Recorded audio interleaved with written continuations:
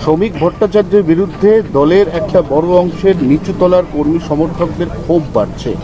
শ্রমিক ভট্টাচার্য নিজে প্রথমে বলেছিলেন কাউকে দলে নেওয়া হবে না, কিন্তু তারপর দেখা যাচ্ছে তারই হাত ধরে কুমদেশেকর থেকে শুরু করে এরা একে একে পরপর সবাই বিজেপি জয়েন করছে। ওনার বিরুদ্ধে একটা ক্ষোভ কিন্তু ক্রমশ বাড়ছে। দেখুন, শ্রমিক ভট্টাচার্য তো এই ব্যাপারে সমস্ত সিদ্ধান্ত নেন না, এমপিদের ব্যাপার আছে, কেন্দ্র সরকারের ব্যাপার, কেন্দ্রীয় পার্টির ব্যাপার আছে।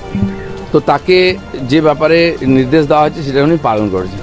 তবে এটা ঠিক যে পশ্চিমবাংলার বর্তমান যে পরিস্থিতি আছে, এখানে যে ধরনের রাজনৈতিক গতিবিধি চলছে তার একটু বিপরীত দিশাতে এটা হয়েছে, সেই জন্য তাকে টার্গেট হতে হচ্ছে।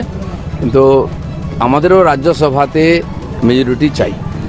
কেন্দ্র সরকারকে যদি কাজ করতে হয়, বিল পাস করাতে হয়, তাহলে আমাদের দুই সভাতেই মেজরিটি লাগবে। আর যদি অন্য কোনো পার্টির লোক আমাদের হয়ে সমর্থন করতে চায়, কাজ করতে চায়, তাকে আমাদের পার্টি সুযোগ দিয়েছে।